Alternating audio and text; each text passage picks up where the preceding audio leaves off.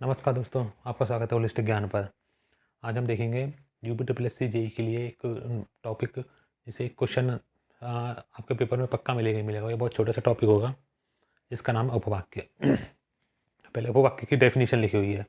अगर हम डेफिनेशन की बात करें तो ये डेफिनेशन आपको याद करनी है। इसमें कुछ कीवर्ड हैं, वो आपको याद ही रखने हैं। ये कभी भी तुमसे पूछे जा सकते हैं। एक ऐसे बोल देंगे उपवाक्य के बारे में कौन सा कथन सही है, कौन सा कथन गलत है। इस तरह के क्वेश्चन काफ़ी मिल रहे हैं। तो हम बात करें उपवाक्य। एक बार डेफिनेशन पढ़ लेते हैं, फिर देखते हैं इसमें कीवर्ड क्या क्या है। पदों का ऐसा समूह जिसमें वाक्य के सारे गुण हों, सिर्फ आकांक्षा शेष रह जाए और इसी कारण से उसका स्वतंत्र रूप से प्रयोग नहीं हो, वाक्य के साथ हो, उपवाक्य कहलाता है। अब एक बार देख लें पदों का ऐसा समूह। तो सबसे पहली बात तो हमें ये वाली लाइन, पदों का ऐसा समूह, ठीक है। अब बोलेगा कि उपवाक्य पदों का समूह होता है, हाँ होता है। ऐसा सेंटेंस में ये करेक्ट होगा। जिसमें वाक्य के सारे गुण हों, ठीक है, वाक्य के सारे गुण हों, सिर्फ आकांक्षा, आकांक्षा का मतलब और जानने की इच्छा, सिर्फ आकांक्षा शेष रह जाए। वाक्य के सारे गुण हैं इसमें, पर आकांक्षा शेष रह जाए। आकांक्षा का मतलब और जानने की इच्छा। अब आगे और क्या, आगे और क्या, अगर ऐसा भाव आता है तो वो क्या होता है, उपवाक्य होता है। आकांक्षा शेष रह जाए, वाक्य में बस आकांक्षा शेष नहीं रहती। मैंने जो बात बोली है वो तुम्हारे पास पहुंची हो, तुम उसे, तुम्हारे पास पहुंचने के बाद तुम्हें उसमें कुछ और जानने की इच्छा नहीं, तो वो वाक्य है। अगर कुछ जानने की इच्छा शेष है तो वो उपवाक्य की कैटेगरी में आएगा। शेष रह जाए और इसी कारण से इसका स्वतंत्र रूप से प्रयोग नहीं हो, ठीक है। और इसका अब तीसरी में देखो, ये अगर मैं इसको पहली बात बोलूँ, पहली स्टेटमेंट में दे देगा, उपवाक्य लिख रहेगा, उसके संबंध में लिख देगा कौन सा कथन सत्य है या सत्य नहीं है।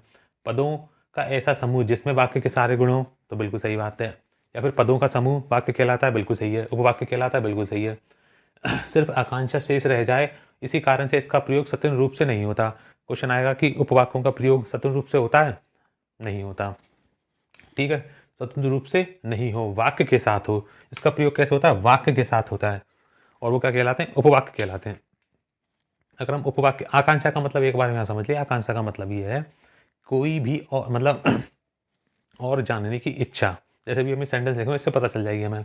अगर हम उपवाक्य की बात करें तो दो प्रकार के होते हैं, प्रधान उपवाक्य या मुख्य उपवाक्य। इन दोनों का मतलब एक ही है, प्रधान या मुख्य उपवाक्य। दूसरा आश्रित उपवाक्य। यहाँ पे कुछ सेंटेंस हैं, इन सेंटेंस को देखें। मैंने आपसे कहा था कि, मैंने आपसे मैं बोलता हूँ, पहला सेंटेंस है मैंने आपसे कहा था कि। अब बोलोगे और आगे, अब तो क्या, वहाँ आप देखोगे ध्यान से, इन वाक्यों में क्या आ रही है सामने, आकांक्षा। आकांक्षा, एक आकांक्षा आ रही है, जानने की इच्छा कि आगे तो बताओ। मैंने आपसे कहा था कि आगे क्या, जब तक आप नहीं आते तब तक। तो बोलोगे और आगे, तो यहाँ पे भी तुम वर्ड करोगे क्या, क्या, दोनों में क्या क्या वर्ड आएगा। तो बोलोगे मैंने आपसे कहा था क्या, जब तक आप नहीं आते तब तक। बोलोगे क्या, वह नौकर भाग गया। तो यहाँ पे क्या नहीं आएगा, यहाँ पे आप मन में निकलेगा कौन। आप जानना चाहोगे ना कौन सा नौकर, फिर इसके बाद मैं बोल सकता हूँ जो कल आया था जिसका नाम रमेश था, कुछ भी बोल सकता हूँ। तो ये सारे, ये एक दो तीन जो एग्जाम्पल लिखे हैं वो क्या है, ये सारे उपवाक्य के एग्जाम्पल हैं, ठीक है। उपवाक्य दो प्रकार के, प्रधान उपवाक्य या फिर आश्रित उपवाक्य। प्रधान को या मुख्य उपवाक्य भी बोलते हैं। हम जो पढ़ेंगे भी आश्रित उपवाक्य पढ़ेंगे कि आश्रित उपवाक्य कितने प्रकार के होते हैं, ये डेफिनेशन आपको याद रखनी है। चलिए आगे देखते हैं। अब हम बात करें उपवाक्य की, तो उपवाक्य दो प्रकार के होते हैं। एक होता है प्रधान, जिस प्रधान उपवाक्य को ये मुख्य मुख्य उपवाक्य बोलते हैं, और एक होता है आश्रित उपवाक्य। तो आश्रित उपवाक्य को हम पढ़ेंगे अभी। इसमें आश्रित उपवाक्य तीन प्रकार के होते हैं, संज्ञा उपवाक्य, विशेषण उपवाक्य और क्रिया विशेषण उपवाक्य। क्रिया विशेषण उपवाक्य। अब मैंने इनकी डेफिनेशन नहीं देख रहे हैं, अगर आप बोलोगे तो मैं इनकी डेफिनेशन बाद में से बता दूंगा, क्योंकि जो थोड़ी सी कन्फ्यूजन होगी आपको वो होगी संज्ञा विशेषण उपवाक्य और क्रिया विशेषण उपवाक्य पहचानने में।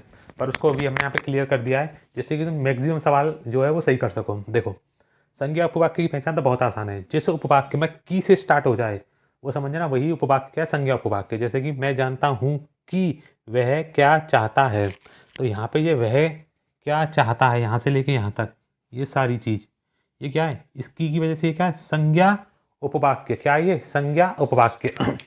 अब बात करें विशेषण उपवाक्य की। विशेषण उपवाक्य, संज्ञा उपवाक्य और क्रिया विशेषण उपवाक्य।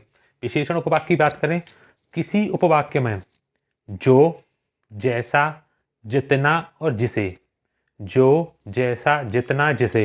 वैसे मैं तुम्हें बता दूं, इसमें जैसा जैसा लिखा हुआ है, जितना लिखा हुआ है, जिसे लिखा हुआ है, और जहाँ भी, इसमें जहाँ भी आ सकता है, ऐसा कोई नहीं है। पर इसकी डेफिनेशन ये बोलती है, अगर ये शब्द आने के बाद ये संज्ञा की तरफ इशारा करें तो ये विशेषण उपवाक्य है। इसकी एक्चुअल डेफिनेशन तो ये है। और ये क्रिया विशेषण आने के बाद ये क्रिया की ओर इशारा करें, क्रिया की स्थान या रीति बताएं, तो वो क्या होता है, क्रिया विशेषण। पर हमने पहचानने के लिए कुछ शब्द यहाँ लिख दिए हैं, जैसे कि जो, जैसा, जितना, जिसे। और अगर इस पे रिस्पॉन्स अच्छा रहा तो मैं बिल्कुल डीप में बता दूंगा, बिल्कुल पहचानना कभी गलती नहीं होगा। इससे आपके 95% क्वेश्चन, संज्ञा के तो सारे 100% क्वेश्चन एकदम ठीक हो जाएंगे, पर विशेषण और क्रिया विशेषण में थोड़ी सी कंफ्यूजन होगी, मामूली सी। आपके 95% क्वेश्चन बिल्कुल ठीक हो जाएंगे, बिल्कुल ठीक। ठीक है, तो देखें अगर ये किसी उपवाक्य में मिल जाए तो समझ जाना वो कौन सा है, विशेषण उपवाक्य। विशेषण उपवाक्य, जैसे कि यहाँ पे देखो, जो व्यक्ति है, जो व्यक्ति गुणी होता है उसे सभी चाहते हैं। तो यहाँ पे जो के बाद ये वाला जो सेंटेंस है ना, ये वाला जो उपवाक्य है, ये वाला जो उपवाक्य वो कौन सा, विशेषण उपवाक्य। कौन सा, विशेषण उपवाक्य। हम बात करें क्रिया विशेषण उपवाक्य। आपने क्रिया विशेषण पढ़ रखा होगा, क्रिया विशेषण की डेफिनेशन में क्या बोलता है वो, वही सेम डेफिनेशन यहाँ पे रहती है इसकी। देखो इसमें जहाँ, जहाँ, जिधर, ज्यों, यदि, यद्यपि, की, यद्यपि और की। तो यहाँ पे की है, यहाँ पे यद्यपि के पहले यद्यपि लिख रहा होगा, उसके बाद की लिख रहा होगा, वो वाला सेंटेंस।